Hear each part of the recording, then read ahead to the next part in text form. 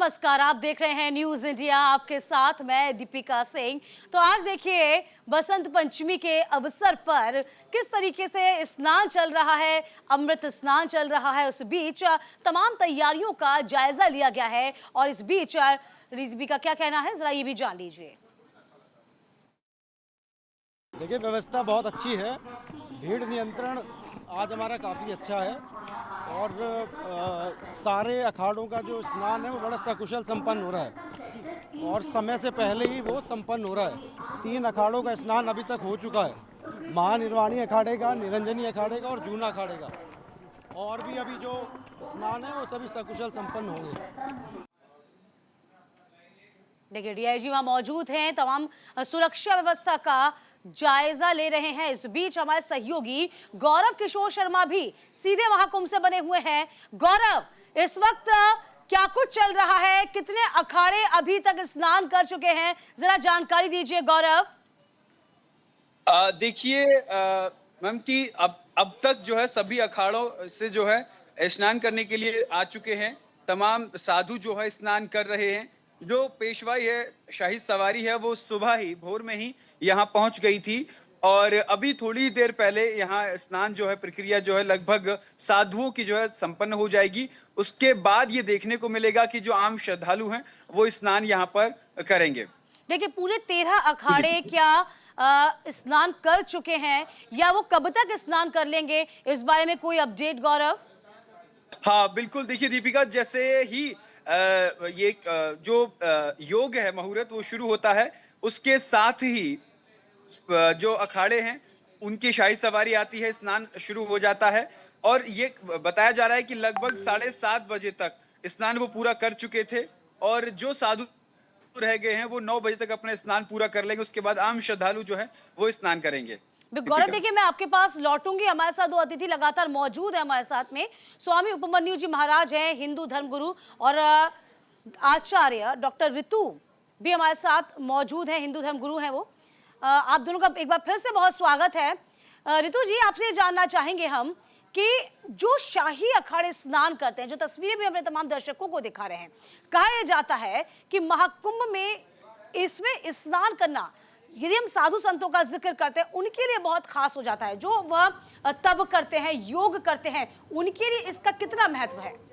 बिल्कुल, देखिए दीपिका जी, जो शाही अखाड़े या जो साधु संत लोग हैं वो त्रिवेणी में स्नान करते हैं, लेकिन खास स्नान, जो अमृत स्नान, जो एक खास मुहूर्त, जबकि अभी पहले भी मैंने बताया कि जब ग्रहों की स्थिति ऐसे बनती है कि बृहस्पति 12 वर्ष के बाद ऐसी स्थिति बनती है, वृष राशि में है और हमारे जो सूर्य और चंद्रमा दोनों ही एक ही राशि मकर राशि में है। 14 जनवरी से मकर संक्रांति से सूर्य मकर राशि में आ जाते हैं, तो ये बड़ी विशेष ग्रहों की स्थिति होती है। कहते हैं कि विशेष क्यों है, क्योंकि ये देवताओं का ब्रह्म मुहूर्त मानते हैं। हम लोग सभी लोग स्नान कर रहे हैं सबको, लेकिन किसी को ये आध्यात्मिक महत्व नहीं पता कि क्यों ब्रह्म मुहूर्त या अमृत स्नान का महत्व है, क्योंकि ये देवताओं का ब्रह्म मुहूर्त है। इस समय 33 करोड़ देवी देवता, ग्रह, नक्षत्र, जो हम कहते हैं ना, अश्विनी कुमार, ऋषि मुनि और जो हमारे सप्त ऋषि सूक्ष्म रूप से स्नान के लिए आते हैं। 68 तीर्थ जो कि स्थित है वो इस दिन, इस एक महीने में जब सूर्य और चंद्रमा मकर में होते हैं, तो इस एक महीने के लिए 68 तीर्थ निवास करते हैं त्रिवेणी में, संगम में। तो इस समय और साधु संतों का जो जीवन है वो ईश्वर को समर्पित है।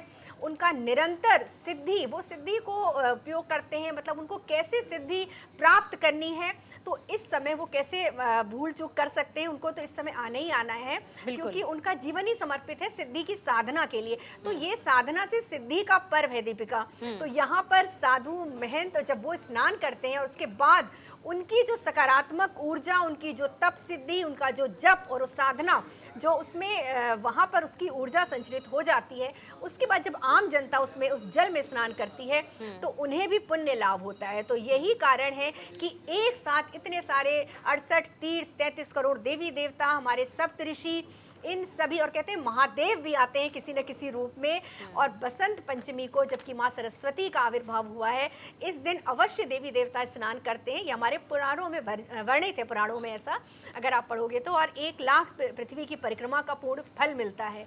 तो इसलिए आज के दिन का बहुत ज़्यादा महत्व है। और देखिए अभी ये जो 7 ग्रह एक सीध में आने वाले हैं, ये भी अपने आप में एक अलग ही है, जो हम अभी लगातार चर्चा हो रही है कि शुक्र, शनि, बृहस्पति, मंगल और यूरेनस और नेपच्यून एक ही सीध में आने वाले हैं, तो उनका भी कहीं ना कहीं प्रभाव इस महाकुंभ पर पड़ रहा है। तो यहाँ पर सिद्धि की पराकाष्ठा हो गई है, कहते हैं ना कि एक त्रिवेणी का संगम और यहाँ पे सिद्धि का संगम भी है। तो इसका जो इतना शुभ संयोग है, इसका लाभ हर कोई प्राप्त करना चाहता है। देखिए, वाकई में भौगोलिक दृष्टिकोण का जिक्र करते हैं तो अपने आप में महाकुंभ ये 144 साल बाद हो रहा है, इसका अपने आप में महत्व हो जाता है।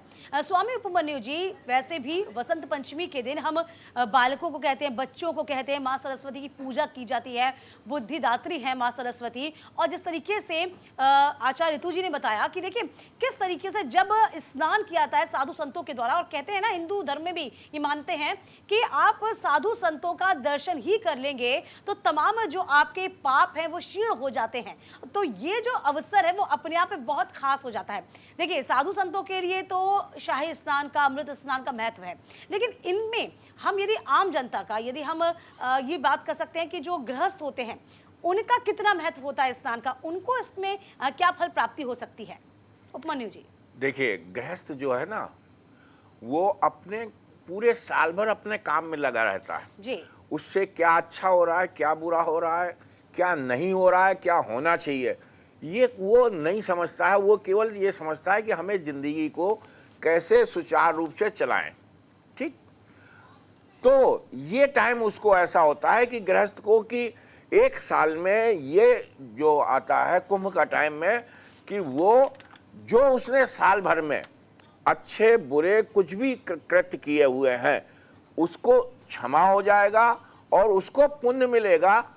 क्योंकि ये जो साधु संतों का जो है, अभी जैसे ऋतु जी ने कहा, बहुत सही बात कही कि वहाँ में ऊर्जावान हो, वो जगह ही ऊर्जावान हो जाती है।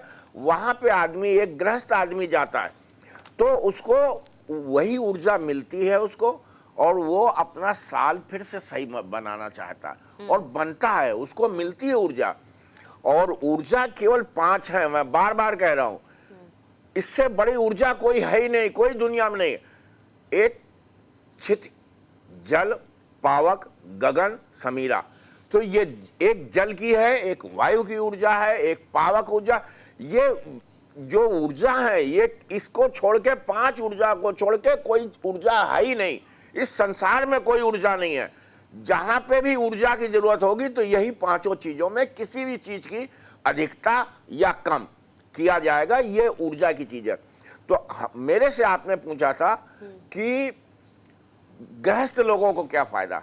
गृहस्थ लोगों को फायदा यह है कि साल भर उन्होंने जो अच्छा बुरा कुछ क्या किया, अज्ञान से किया, ज्ञान से किया, लालच से किया, या कैसे भी किया, यहाँ पे अब नहाएंगे। वो इस टाइम नहाते हैं तो साधु संतों का, और जरूरी नहीं कि साधु संत मुंह से बोले, साधु संतों का केवल आशीर्वाद, साधु संतों की ऊर्जा जबान से नहीं, उनके रोम रोम से, एक एक रोम रोम से, जो जब वो नहाते हैं, जब उनकी एक एक रोम से निकलती है कि जो ऊर्जा है वो वहाँ पे वो क्षेत्र में ही आ जाती है। तो वहाँ पे अगर आदमी नहाता है, गृहस्थ नहाता है, तो उसको वो साल भर जो है उसका वो साल अच्छा चला जाता है, तीनों तरीके से, तन से भी, मन से भी है और धन से भी है।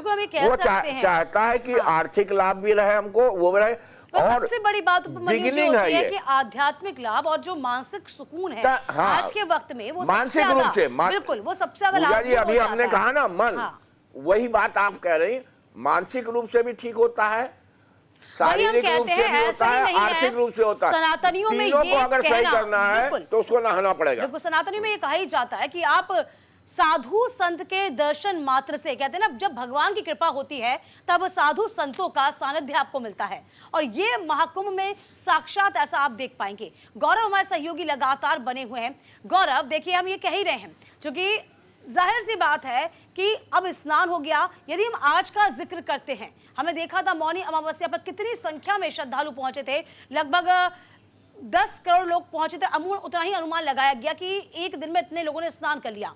आज के स्नान का हम जिक्र करते हैं तो क्या लगता है आज कितने लोग अब तक स्नान कर चुके हैं? और आगे कितने करेंगे आज के दिन, ऐसा कुछ टेंटेटिव अनुमान गौरव?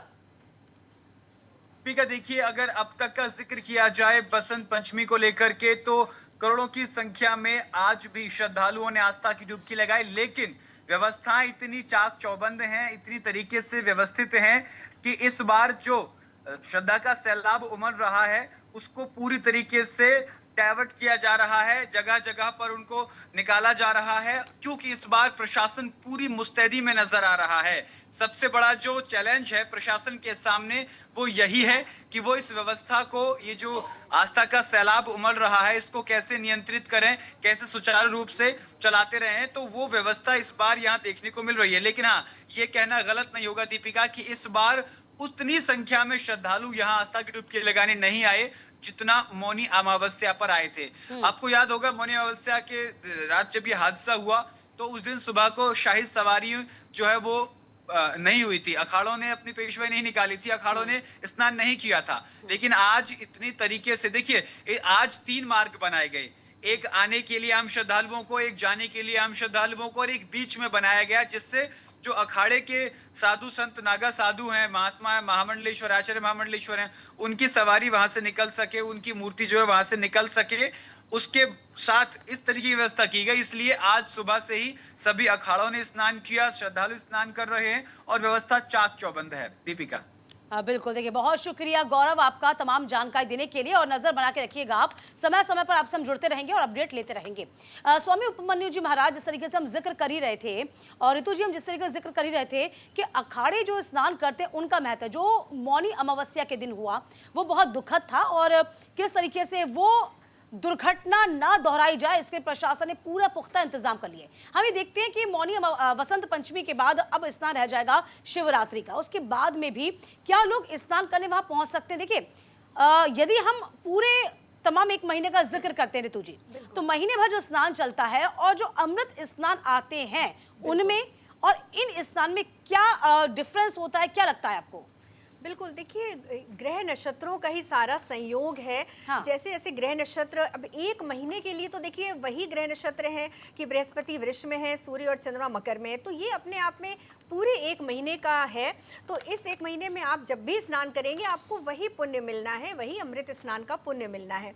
लेकिन अगर हम बात करें इसके बाद की, तो देखिए त्रिवेणी संगम जो तीर्थराज प्रयाग है वो तो हमेशा है ना, वो तो अमर है। ऐसा नहीं है कि तीर्थराज प्रयाग के पुण्य फल में वहां आने पे कोई कमी आएगी, ऐसा लेकिन ग्रह नक्षत्र तो नहीं मिलेंगे, बिल्कुल ऐसा नहीं भाई है। सबसे बड़ी बात है कि ऋतु जी, ये ग्रह नक्षत्र, ये वातावरण नहीं मिलेगा। दूसरी बात, इतने संतों, इसीलिए महत्व है, इतने संतों की ऊर्जा, उनकी जो स्थिति वहां पर उस वातावरण को इतनी ज्यादा आध्यात्मिक बना रही है, ये चीजें नहीं मिलेंगी। ये महत्वपूर्ण तो इसीलिए है ऋतु जी, बहुत महत्वपूर्ण है, तो आपको बिल्कुल जाना चाहिए। लेकिन अगर जो ये अमृत स्नान के जो ये पर्व है ना, कुछ तीसरा स्नान और अब जो आएगा माघी पूर्णिमा का स्नान, तो मुझे लगता है कि जरूरी नहीं हम गृहस्थ लोग उस स्नान को छोड़कर आगे पीछे इसलिए भी कर रहे हैं कि सभी स्नान का, सभी महाकुंभ का लाभ नहीं ले पाते। हम उन लोगों को कैसे भूल जाए जो हमारे दर्शक हैं, जो आप हम सबको देख रहे हैं, वो भी ये चाहते हैं वो पुण्य लाभ उनको भी मिल जाए। तो बिल्कुल मिलेगा। हाँ, तो ये उनके लिए जो गृहस्थ हैं जो अपने घर में बैठे हैं, अभी ऋतु जी ने कहा ना कि आप घर में बैठ के करिए, गंगा जल डालिए, और मानसिक रूप से आप ये समझिए कि मैं गंगा का स्नान कर रहा हूँ, आपको वही पुण्य मिलेगा। ऐसा नहीं है, ग्रह नक्षत्र तो पूरे विश्व के लिए वो है ना। कास्मिक रेस जो है, जो हमारे जो ग्रह नक्षत्रों की कास्मिक रेस है, वो सब जगह पे है। लेकिन अमृत की बात जहाँ हुई, जहाँ अमृत हुआ स्नान और वो गया, वो वहां की जगह है। बाकी जगह पे आपको ऊर्जा लेनी है, सरस्वती जी की पूजा करिए, अपने घर में करिए, और सबसे बड़ी बात है कि हम लोगों के पास में मानसिक जो स्थितियां होती हैं वो ज्यादा अच्छी होती हैं। आप मानसिक रूप से स्नान करिए, आप मानसिक पूजा करिए, मानसिक पूजा करिए, और मानसिक आप ये समझते हैं कि आप स्नान करें तो आप मानसिक तौर से समझिए, जब मनोस्थितियां सही हो पूजा जी, मनोस्थितियां सही होंगी तो सब कुछ सही हो जाएगा। लोग कहते हैं मन के हारे हार, मन के जीते जीते, बिल्कुल सही कह रही हैं, मानते हैं तो सब कुछ बेहतर होता है।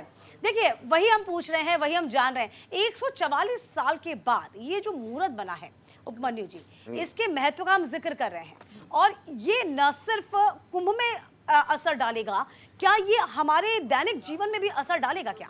दैनिक जीवन में डालेगा, भारतवर्ष में डालेगा और पूरे विश्व में डालेगा। हम अलग हटके कह रहे हैं, पूरे विश्व में डालेगा। ये स्थितियां ऐसी हैं, 122 साल 144 साल पहले जब हुआ था तब भी असर हुआ था, पूरे विश्व में असर हुआ था। और अब जो हो रहा है पूरे विश्व में है, खाली एक जगह की स्थिति नहीं है। क्योंकि जो कॉस्मिक रे, जो ग्रहों की स्थितियां हैं, वो खाली भारत के लिए नहीं है, खाली संगम के लिए नहीं है, वहां के लिए तो पर्टिकुलर ऊर्जा, एक विशेष ऊर्जा की बात अलग है कि हम वो ग्रहण करना चाहते हैं, हम कुछ लेना चाहते हैं वहां से, आत्मसात करना चाहते हैं। लेकिन आपने जो प्रश्न पूछा, ये पूरे 144 साल जब बाद हुई है, इस बार ये 2025 में इतना परिवर्तन आएगा पूरे विश्व का। अच्छी प्रश्न कहा, और ये आप नोट कर लीजिएगा, पूरे विश्व में इतना बड़ा परिवर्तन आने जा रहा है जो आज से 144 साल पहले हुआ था। ऐसा नहीं है, उस टाइम भी ये हुआ था कि सब कुछ बदल जाएगा। आप देखिएगा कि लोगों की लीडरशिप, तो कहते हैं ना कि वही योग, उस वक्त जो योग बने थे जब समुद्र मंथन हुआ था, वही समतुल्य योग इस बार जो बने देश कम कहते भी है ना, देखो यत पिंडे तत् कम है, ब्रह्मांडे, वो देश बढ़ तो जाएंगे। हर जो देश घटना का बढ़े असर हुए होता है, हैं ऐसा वो नहीं है। लीडर, उनकी लीडरशिप चली जाएगी, बहुत परिवर्तन आएगा और पूरे विश्व में आएगा। अच्छा देखिए, हमारे देशवासियों में तो बहुत उत्साह है कुंभ को लेकर। जो विदेशी मेहमान आए हैं ना, उनका उत्साह भी देखते ही बन रहा है। अपने दर्शकों को, आप सबको वो झलक भी दिखाएंगे। हम आपकी बात फिर काट रहे हैं कि उनको उत्साह हम लोगों से ज्यादा है, क्योंकि उनमें क्यूरियसी है, वो जानना चाहते हैं ये सब क्या है। हम कहते हैं हम लोग तो केवल श्रद्धा से मान लेते हैं। तभी हम कहते हैं महाकुंभ में न सिर्फ हमारी आस्था जुड़ती है, बल्कि देश विदेश से तमाम जो आते हैं श्रद्धालु, है, वो भी देखते ही बनता है। ये हमारे सनातन का महत्व है। आप देखिए, उसी हाँ। की महिमा है कि अपने देशवासी तो हैं ही, विदेशों से भी लोग खिंच के आ रहे हैं। तो श्रद्धा और चलिए एक भक्ति बार से झलक देख लेते हैं पूरे ब्रह्मांड उनका पे क्या इसका कुछ कहना है। बिल्कुल, उनका क्या कुछ कहना है, जरा जान लेते हैं। Elaborate. There's nothing to elaborate. They are only to live, to be in the here and now, because that's the only truth. It belongs to, you know, to your heart and all. Just be happy to live and to be truly in what you do, you know. So I've no expectation. I'm so happy to be here. Here and now is enough for me today, you know. It's unbelievable. It's amazing. It's once in a lifetime experience. I couldn't ask for more. It's amazing. Well, I've never seen anything like that. It's hard to believe. It will take me time to process. But I really think that this is out of this world. It's amazing. I didn't know, you know, actually I began to understand now the people of India, you know. I was here before, but I never saw it this way. This is an absolutely incredible event. First time in the history of all humanity. So many people. First time in the history of the whole humanity. We have never been so many right here, right now.